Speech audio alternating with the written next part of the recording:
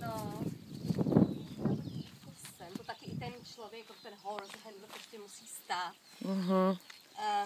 Já myslím, že dobrý takhle. Dobrý, Uvidíte. Zkuste to. Jo, Neřekla bych, že jo. tady, viď?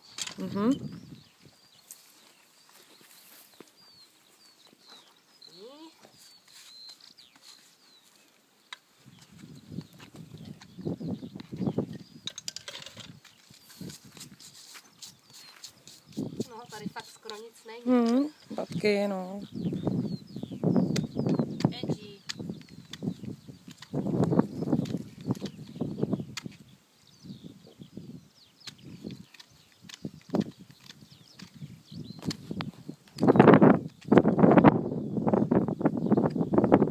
Oni jsou tvrdý, ale kopítka, i když pršelo. No, předtím dlouho nic, no, sucho je. No, na to výletě jsme procházeli tak 100 brodů, jako. Jo. I Lucie se smání. A takže šla Lucinka taky byla.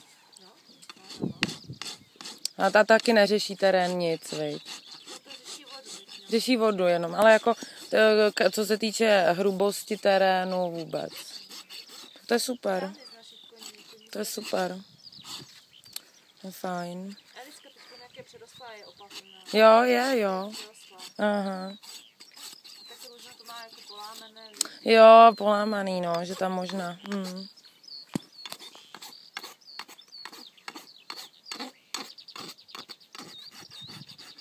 Já právě, že oni, jak vytahovali dřevo, tak tam to cestou, jak po ní chodíme, tak tam jsou prostě ostré kameny. Takový ty trojky prostě.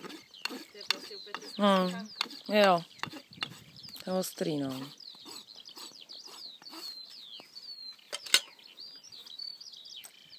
Počkej. Hodná. No. Tak, hodná holka. No, dej chválit, no. Tady by se nevyplatily žádný dobroty.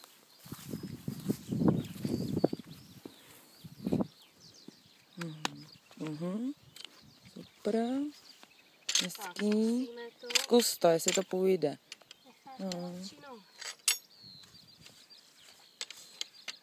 Ona je docela šikovná. A doděláme koníky.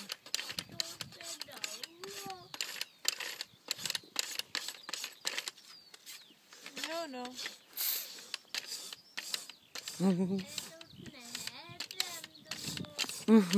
Hele, ty držíš.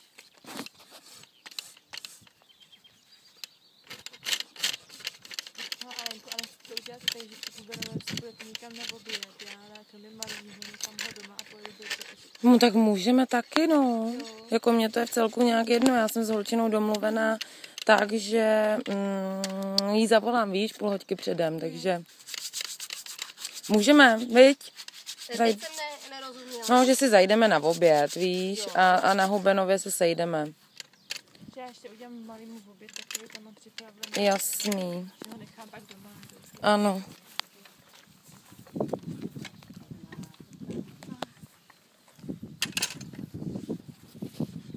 Superior, pěkný.